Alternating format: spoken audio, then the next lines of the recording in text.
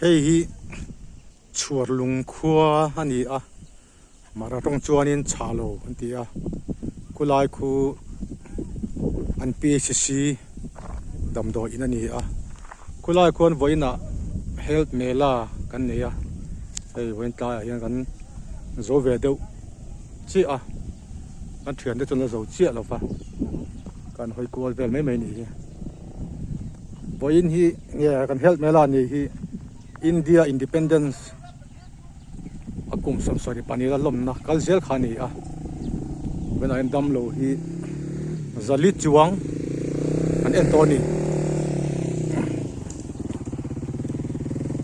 elai vel den thir mai mai te ang khua lum le a ma se hei lai tlang kan mai tlang chi pani a khua ta po duang in alang tha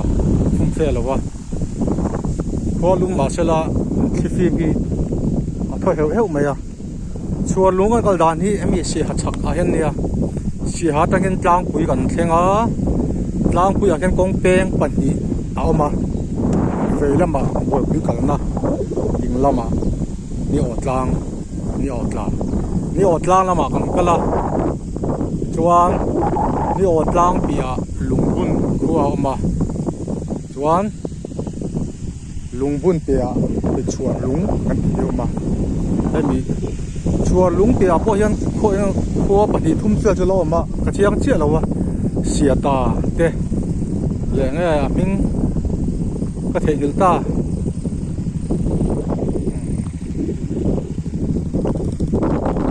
ro me zama khua pom hu tu thei vak lo ni hi yan alang the chin chin hi han la ve hrim hrim te ang ko lai ta ko enge lai bar maram man hai to wa chuar lung hi ka om na hian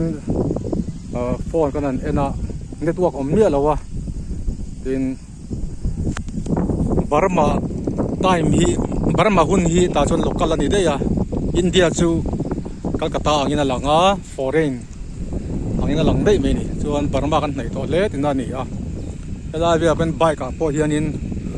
125 ka ti bike tam hle maya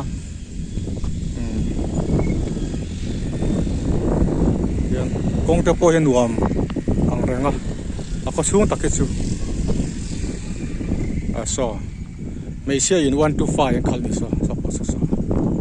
ang siring nge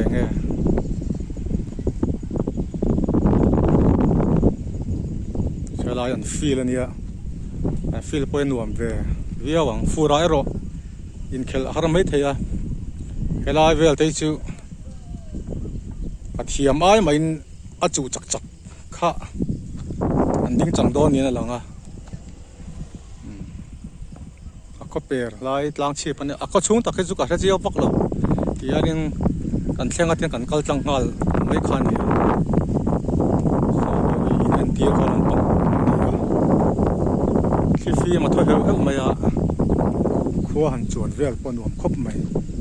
so yang khanin ro mai azama